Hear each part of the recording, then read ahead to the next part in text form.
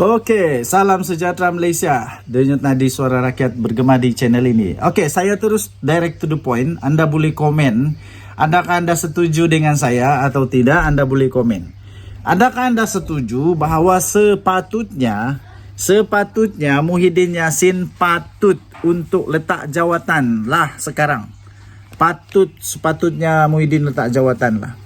Pertama. Kedua, sepatutnya Muhyiddin tak payahlah bertanding lagi untuk jawatan presiden. Kerana memang dalam Bersatu sudah memang ada kem-kemnya sendiri. Ada yang sokong ini, ada yang sokong itu.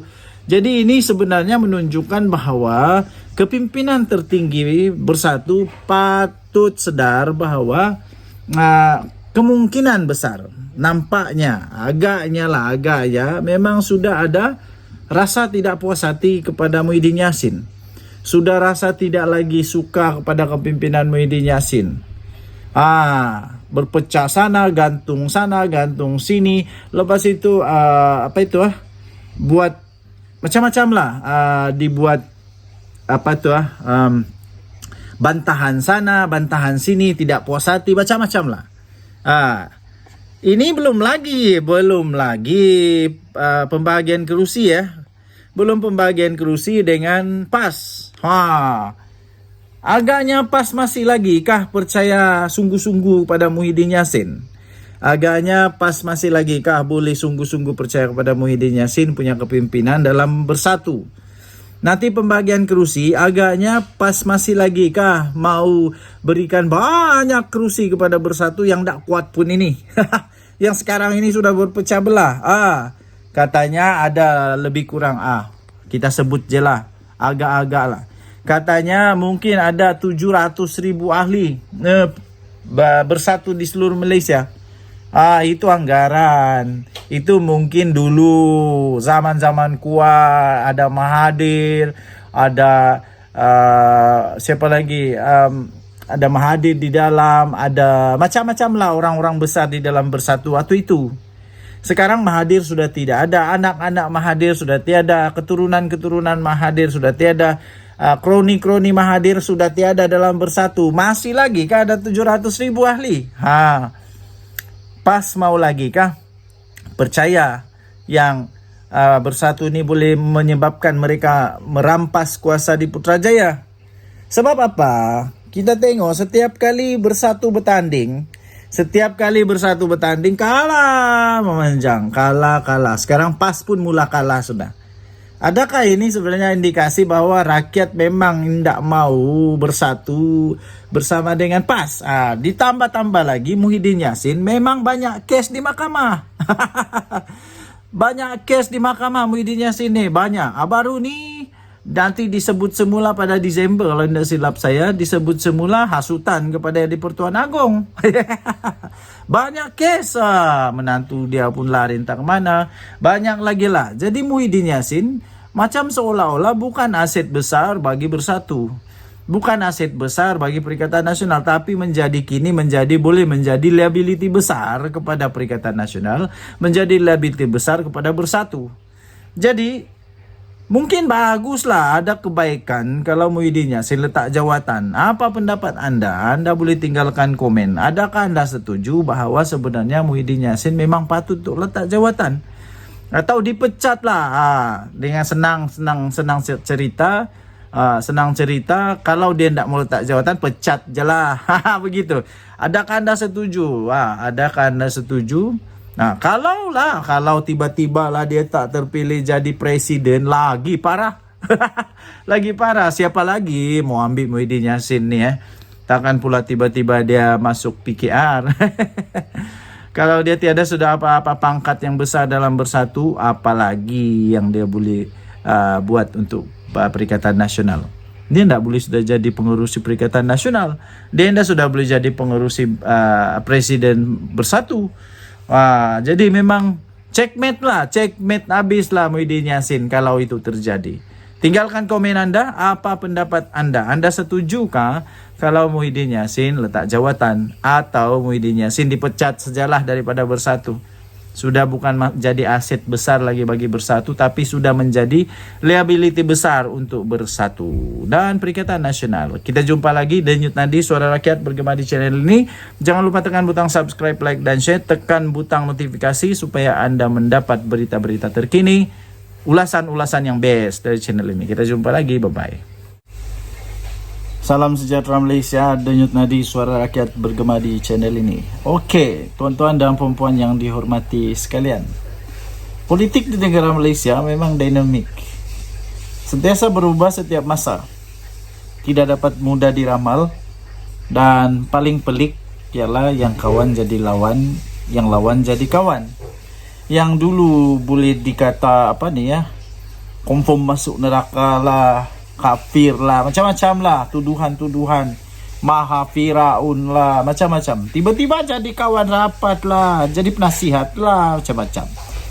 Semua bermula dengan kabar angin pun begitulah, yang juga berlaku di dalam politik Malaysia.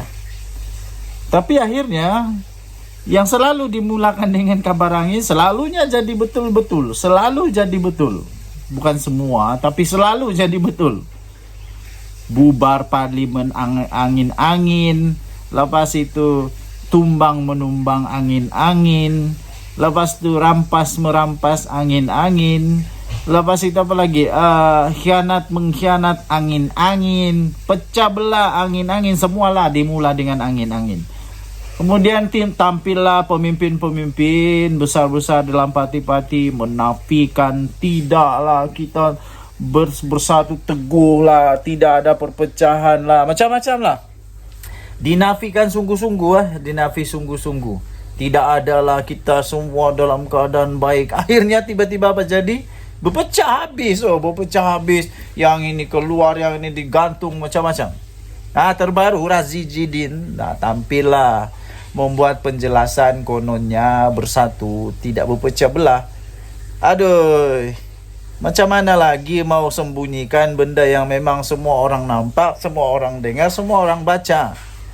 Berapa banyak bahagian yang digantung lah. Lepas tu berapa ramai pemimpin-pemimpin besar Bersatu yang sudah letak jawatan.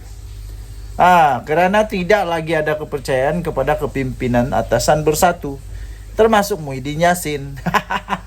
Siapakah pemimpin-pemimpin atasan Bersatu yang tidak dipercayai lagi itu? Yang dikatakan sudah tidak hilang keyakinan lah. Pemimpin-pemimpin yang letak jawatan itu pula bukan pemimpin kecil-kecilan, pemimpin besar-besaran tu. Kalau setakat pemimpin di peringkat kampung apalah sangat kan, tapi kalau peringkat bahagian tu itu memang sudah menandakan bahawa ada angin-angin yang hampir betul menunjukkan bahawa memang ada perpecahan. Macam mana lagi kita mau macam mana lagi indikasi untuk menentukan perpecahan berlaku kalau bukan itu? Jadi Razi Jidin siapakah yang cuba-cuba untuk tampil untuk menjernihkan suasana, rasanya tidak mampu jugalah untuk jernihkan suasana. Sebab rakyat Malaysia bukannya bodoh sangat. Rakyat Malaysia macam saya ni, walaupun orang kampung, tapi kami tidaklah bodoh sangat. Kami pandai juga membaca, kami pandai juga menganalisis, kami pandai juga membuat keputusan, kami pandai juga menilai sama ada itu petanda atau bukan petanda. Macam jugalah kalau mau hujan, ada tanda-tanda mau hujan. Takkanlah hari yang tidak mau hujan kita bilang mau hujan, ada tanda-tanda mau hujan. Samalah dengan keretakan dalam parti. Kita boleh tahu ada tanda-tanda. Tandanya orang letak jawatan, tandanya orang buat protes, tandanya orang membantah, tandanya orang menyatakan tidak puas hati. Itu tanda-tanda lah tu. Nggak tahulah Razi Jidin ni pura-pura nggak tahu atau memang semua parti politik memang begitu agaknya. Semua parti politik setiap kali ada pemilihan ada begitu agaknya lah. Tapi mungkin agak special lah untuk Bersatu. Sebab kenapa? Entah, aku pun dah tahu lah. Kamu apalah, kamu buatlah pernilaian sendiri. Adakah Anda juga melihat seperti saya lihat bahawa sebenarnya ini kabar angin yang boleh menjadi satu indikasi terbaru bahawa Bersatu memang dalam masalah yang besar. Bersatu memang boleh berpecah. Ini baru pemilihan. Belum lagi pembahagian kerusi nanti dengan PAS. Belum lagi pembagian kerusi dengan PAS. Nanti kalau berbagi kerusi waktu PRU 16, di sana lah kita tengok macam mana PAS mau bagi kepada Bersatu yang tak kuat nih. Kita tengoklah nanti. Dejo Dadi Suara Rakyat bergema di channel ini. Jangan lupa tekan butang subscribe, like, dan share. Malaysia kita punya, cintai Malaysia aku, kita jaga kita. Bye-bye. Salam sejahtera Malaysia. Saya berminat dengan satu pengumuman, satu pendedahan daripada Datuk Seri Anwar Ibrahim berkaitan dengan negeri yang ditakbir oleh pembangkang Perikatan Nasional. Sebenarnya juga rupa-rupanya ada kaitan dengan BlackRock, yang ada kepentingan daripada rejim Israel. Ini Perdana Menteri dedahkan sendiri. MP daripada SIK yang konon cuba-cuba tanya, menggesa, menyemak kembali penjualan saham Malaysia Airport Holding Berhad kepada syarikat BlackRock Incorporated. Akhirnya Datuk Seri Anwar Ibrahim tampil di Dewan Rakyat, bukan di mana-mana, di Dewan Rakyat, dan akhirnya dia tampil, dia memberi penjelasan yang pasti Perikatan Nasional Muhyiddin Yassin Hadi Awang memang terus terduduk. Janganlah hipokrit sangat. Ketika Datuk Seri Anwar Ibrahim menjawab pertanyaan daripada Ahmad Tarmizi Sulaiman daripada PN SIK untuk menggesa, untuk menyemak kembali penjualan saham Malaysia Airport Holding Berhad kepada BlackRock Incorporated, Datuk Seri Anwar Ibrahim berkata, sebenarnya ratusan syarikat mempunyai kepentingan rejim Israel di negara ini. Ahli Parlimen Tambun, Perdana Menteri, turut mengingatkan kepada semua yang cuba menjadi hipokrit, yang ada topeng hipokrit, negeri yang ditabir oleh pembangkang juga kena sedar, kena ingat, kena tahu. Kecuali lah kamu tidak buat kerja, memang kamu tidak tahulah, atau pura-pura tidak tahu. Sebenarnya di negeri yang ditabir oleh pembangkang juga mempunyai kaitan dengan BlackRock. Siapa yang cakap tu? Datuk Seri Anwar Ibrahim. Bukan makcik di sebelah rumah kamu tuh, bukan. Ini Datuk Seri Anwar Ibrahim yang sebut sendiri. Di mana dia sebut? Di Parlimen. Benda yang disebut di Parlimen, benda yang direkod, ditulis, direkodkan, disimpan dia punya rekod. Jadi macam mana mau jawab ni lagi? Datuk Seri Anwar Ibrahim berkata, puluhan, malah ratusan syarikat yang ada kerjasama dengan syarikat Israel, dengan syarikat Israel pula, dengan yang ada kerjasama dagangan dengan negara Israel, yang berdagang dengan semua negara, termasuk di Malaysia dan di semua negeri, termasuk di negeri-negeri yang diperintah pembangkang. BlackRock dia tahu sangat. Macam mana pula dengan syarikat-syarikat lain yang memang juga ada kepentingan dengan rejim Israel di negara ini. Macam mana? Kalau mau boikot semua silakan, tidak masalah. Itu hak masing-masing. Hak masing-masing. Kalau mau boikot silakan. Silakan, tidak masalah. Yang kesiannya ialah orang-orang yang bekerja macam di McDonald, kerja di KFC. Ada berapa ramai keluarga yang susah mau cari makan. Kalau memang sudah kerja di sana berpuluh-puluh tahun sudah kerja di sana, tiba-tiba kena boikot, susah juga kan. Tapi semua orang ada hak dia sendirilah. Kita di Malaysia ada hak yang dijaga oleh perlembagaan, dijaga oleh undang-undang negara Malaysia. Semua hak sama rata. Anda mau pilih apa, pilihlah apa kamu mau. Tapi janganlah hipokrit sangat. Saya terus terang, saya di Sabah, kami masih makan KFC, masih makan McDonald, masih makan Pizza Hut, masih minum Starbucks. Kami semua okey, tidak masalah. Kami makan saja. Tapi peperangan yang terjadi kami tidak sokong. Kami tidak sokong peperangan. Siapa yang suka dengan peperangan? Tidak pernah sokong peperangan. Kita menyokong pada kemanusiaan, keamanan, itu yang kita sokong. Tapi untuk menjejaskan keluarga-keluarga, aduh, ini kesian punya otak. Tapi itulah terpulang lah. Ini Datuk Seri Anwar Ibrahim umumkan sendiri.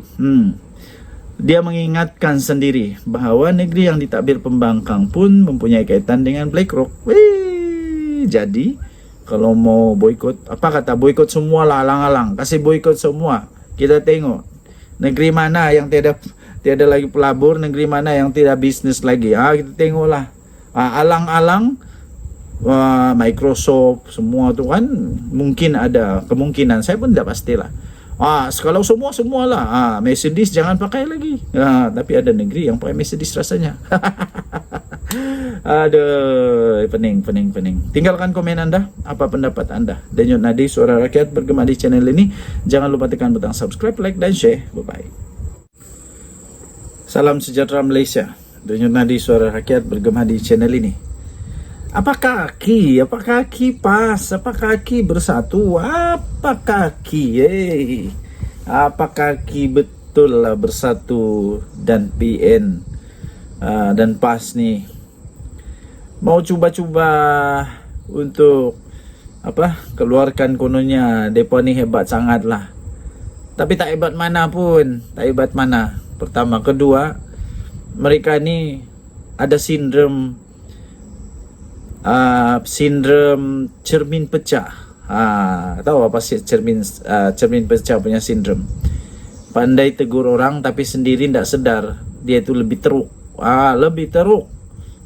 Ini terbaru. Tak banyak negara sanggup lakukan seperti Malaysia. Jadi janganlah desak berlebihan. Itu kata Datuk Seri Anwar Ibrahim, Perdana Menteri Malaysia, kepada pembangkang. Saya setuju benda ni. Perdana Menteri Datuk Seri Anwar Ibrahim berkata, pendirian Malaysia memberi tekanan kepada Israel dan mempertahankan Palestin adalah tegas. Malah ialah melampaui kesanggupan negara lain di dunia. Kata beliau, tidak banyak negara di dunia ini yang sanggup mengambil keputusan seperti yang Malaysia melakukan. Itu betul. Dulu waktu hadiah wang dalam kerajaan, apa dia buat? Dia dapat status jawatan berstatus sama dengan status menteri. Jawatan duta setara menteri. Tapi apa dia buat? Yang saya tahu, dia tu blacklist di beberapa buah negara Arab. Di Timur Tengah.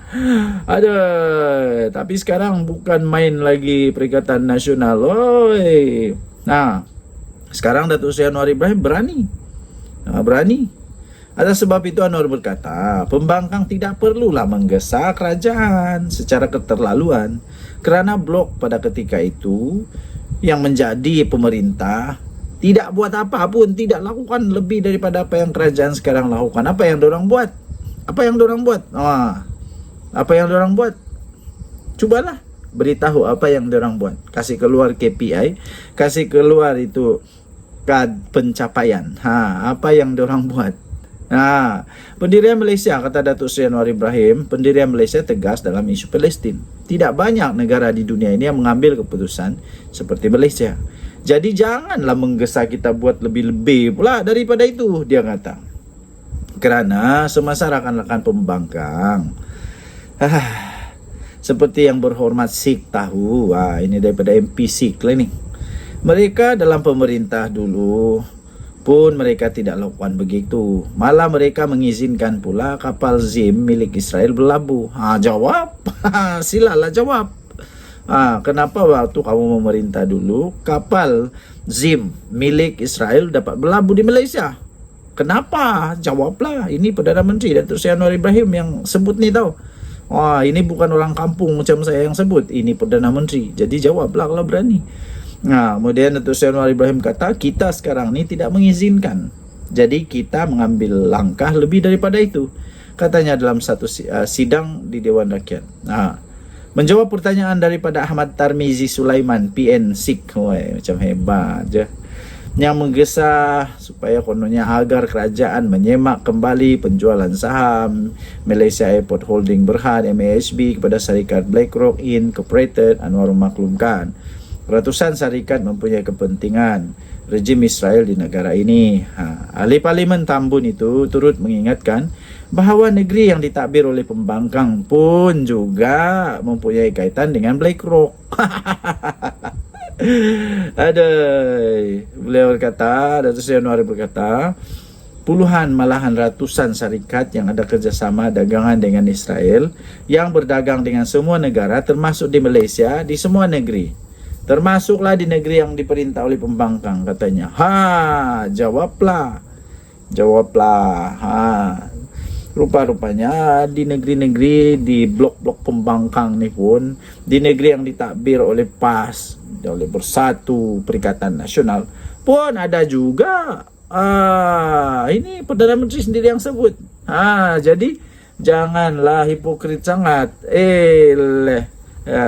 Pernah kamu berani macam Datuk Seri Anwar? Tidak. Oke, tinggalkan komen anda. Denyut Nadi Suara Rakyat, bergema di channel ini. Jangan lupa tekan butang subscribe, like, dan share. Bye-bye. Salam sejahtera. Selamat petang, tuan-tuan dan puan-puan yang dihormati sekalian. Sekali lagi MP dari Perikatan Nasional kantoi habis. Sekali lagi kantoi habis, koyak habis, ketahuan, bocor. Satu lagi cubaan memfitnah yang akhirnya SPRM sendiri menyatakan bahawa tidak ada perkara itu. Saya hairanlah kenapa lah dorang suka sangat benda-benda begini. Walaupun apa yang dicakap di dalam Dewan Parlimen yang mulia tu, mereka ada immunity, tapi janganlah cakap sembarangan. Ini boleh mengakibatkan kekeliruan kepada rakyat. Apa sebenarnya motif? Saya pun pening. Ini terbaru nih, dakwaan kononnya temui 94 juta ringgit di rumah bekas menteri. Tak benar. Itu semua tipu, tak benar. SPRM nafi kenyataan daripada MP Pendang. Sekali lagi saya hairan bagaimana MP Perikatan Nasional ni boleh berani benda-benda yang belum tidak pernah disampaikan, tidak pernah dibuat pengumuman, tidak pernah dibuat kenyataan oleh SPRM. Tiba-tiba mereka jadi lebih bijak dari SPRM. SPRM hari ini menafikan kenyataan yang telah dikeluarkan oleh MP Pendang, ahli Parlimen Pendang, Awang Hashim di Dewan Rakyat, berkenaan penemuan kononnya 94 juta ringgit di kediaman seorang bekas menteri. SPRM menafikan kenyataan itu tak pernah dikeluarkan. Dalam satu kenyataan, SPRM berkata, Ketua Pesuruhjayanya Tan Sri Azam Baki tidak pernah, sekali lagi, tidak pernah membuat sebarang kenyataan seperti didakwa. Jadi, Awang Hashim ni dia dapat cerita dari mana? Negara mana dia ni? Tinggal di mana dia ni? Satu. Kedua, dia ni MP mana ni? Pening. SPRM Malaysia, negara Malaysia tidak pernah buat kenyataan ini, kecuali MP Pendang ni tinggal di negara lain. Rasanya dia tinggal negara lain kot. Atau dia baca berita negara lain. Dia mungkin cari berita, cari sensasi, tapi tercari pula negara orang.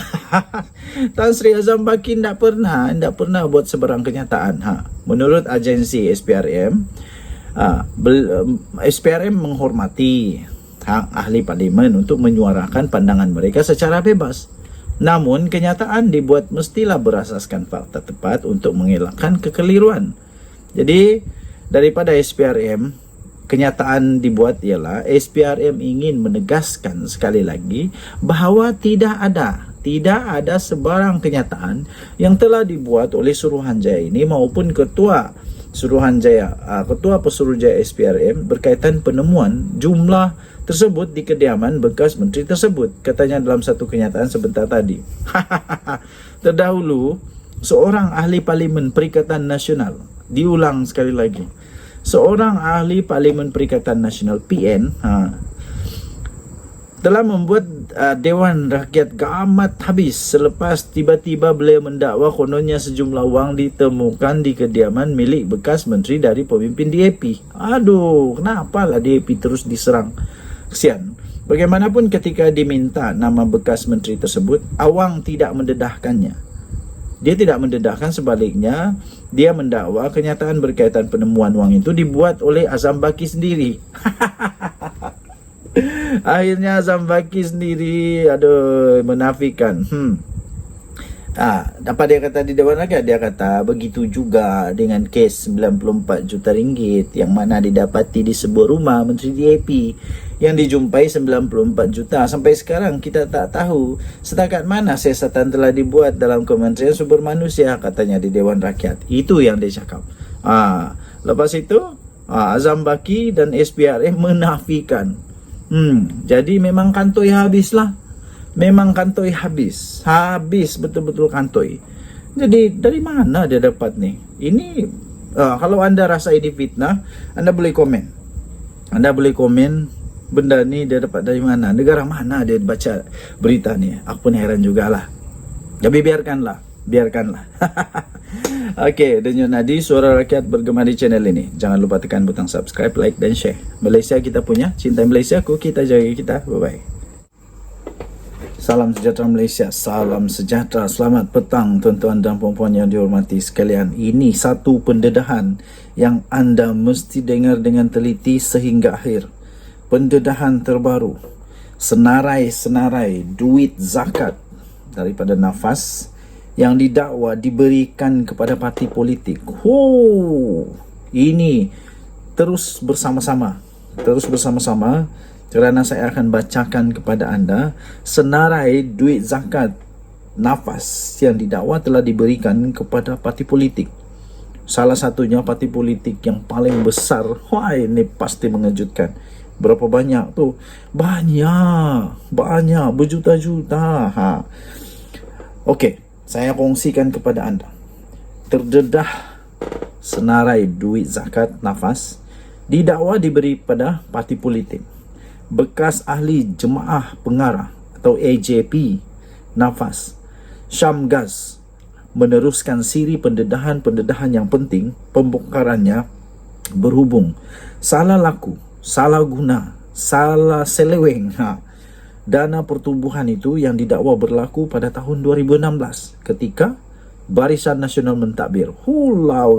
Kali inilah beliau mendedahkan senarai penyalahgunaan duit zakat nafas yang didakwa sebanyak 2.913 juta ringgit telah disalurkan kepada parti politik dan agensi yang tidak berkaitan dari tahun 2016, 2017, 2018. Kata beliau, duit itu sepatutnya digunakan untuk membantu asnaf zakat dengan dalam kalangan 900,000 lebih ahli peladang seluruh negara, tetapi telah disalah luluskan untuk kegunaan pemimpin dan parti politik. Kemudian disenaraikanlah. Senarai dia. Ini dia senarai dia. Anda boleh lihat di sana. Dan sebenarnya berita ini ataupun pendedahan ini anda boleh baca di mana? Harapan Daily. Okey, Harapan Daily. Saya sebutkan satu persatu. Ni kolom tahun, date 2017, date, lepas tu bayar kepada ringgit Malaysia berapa. 2 hari bulan 6 2017, Pusat Hikmat Ahli Parlimen 32,000. Pusat Hikmat Ahli Parlimen 2 hari bulan 6 2017 500,000. 7 hari bulan 6 2017, Pusat Hikmat Ahli Parlimen 70,600. Pusat Hikmat Ahli Parlimen 97,400. Tabung kebajikan RM500,000. Mayang Parlimen RM200,000. Pusat Hikmat Ahli Parlimen RM20,000. Pertanian RM180,000. Pertanian RM11,300. Sikitnya. Kemudian si ahli jemaah, bekas ahli jemaah pengarah ini, AJP nafas ni, Syamgaz, kemudiannya mencabar Lim Sian Si. Kenapa tak berani sahut cabaran debat isu nafas? Dia kata, saya dah ada senarai penyalahgunaan duit zakat nafas 2.913 juta kepada parti politik dan agensi yang berkaitan.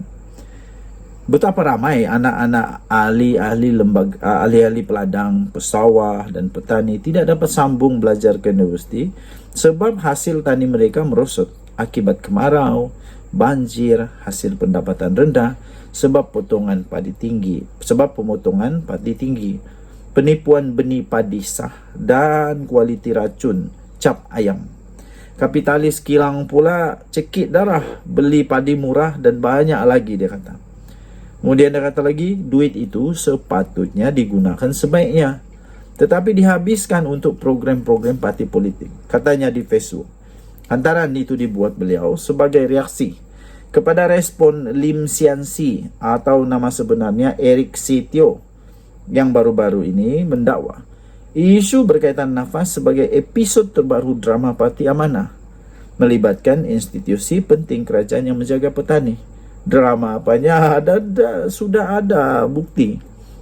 Jadi Eric Sito, apalagi kalau betul berani pergi debatlah dengan dia.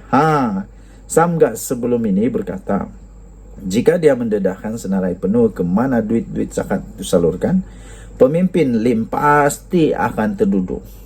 Dalam pendedahan terbaru hari ini, Syamgas mendedahkan 7 lagi penyelewengan dana membabitkan nilai lebih ratusan juta hingga menyebabkan nafas kerugian lebih 50 juta ringgit Malaysia, termasuk nombor 1 pembelian ibu pejabat nafas di Damansara, nombor 2 pembelian ladang sawit di Sungai Karap di Miri, nombor 3 pembelian baja 40,000 tan tidak ikut spesifikasi bernilai 70 juta ringgit, penyewaan Wisma Peladang Bukit Bintang, pembelian baja Bayu Serbaguna, nombor 6 salah guna 2.9 juta wang zakat Peladang, nombor 7 pembelian kilang nafas feed mill Sdn Bhd di Muar. Kemudian dia kata, kami dah buat laporan SPRM pada Februari 2020. Waktu PH sudah di kerajaan 22 bulan. Lepas PN berkuasa, kenapa kamu membisu? Dia kata. Salinan laporan kami masih ada, ujarnya. Sebelum ini, SPRM mengesyaki wujud kartel yang menguasai pengagihan dan pembekalan kontrak baja di sebuah pertubuhan bernilai 1.8 bilion ringgit Malaysia. Kemudian beberapa siri pembongkaran akhirnya telah dilakukan oleh SPRM di sekitar Kuala Lumpur, termasuklah di ibu pejabat pertubuhan berkenaan, kementerian dan 9 syarikat yang mendapat projek berkaitan. Sumber berkata, siasatan SPRM akan menjurus kepada kesalahan rasuah dalam perolehan baja atau bahan-bahan mentah daripada syarikat-syarikat terpilih. Hebat tak hebat kerajaan sekarang? Sangat hebat. Sangat hebat. Kenapa dulu benda ni tidak pula muncul dan dimunculkan dan diambil tindakan? Tapi sekarang ketika kerajaan PHBN merintah dengan Perdana Menteri yang terbaik, barulah ada orang yang berani. Ini buktinya PM kita tidak pilih bulu. Walaupun sekarang sudah bekerja sama dengan BN, tapi salah tetap salah. Salah tetap salah. Orang yang bersalah pasti akan kena juga. Sepandai-pandai tupai melompat, akhirnya masuk ke kuali juga. Sepandai-pandai tupai melompat, masuk ke kuali juga. Bangkai gajah tidak akan dapat ditutup dengan daun kelapa. Tidak akan. Akhirnya bau busuk bangkai gajah itu akan ketahuan juga. Kantoi juga orang-orang yang sakau duit rakyat. Mana mau lari? Lebih baik cepat-cepatlah bertobat. Ini baru di dunia, belum lagi di akhirat. Nanti di akhirat, jawablah engkau. Denyut Nadi Suara Rakyat bergema di channel ini. Jangan lupa tekan butang subscribe, like dan share. Tekan butang notifikasi untuk mendapatkan berita terbaru setiap hari. Kita jumpa lagi. Bye-bye.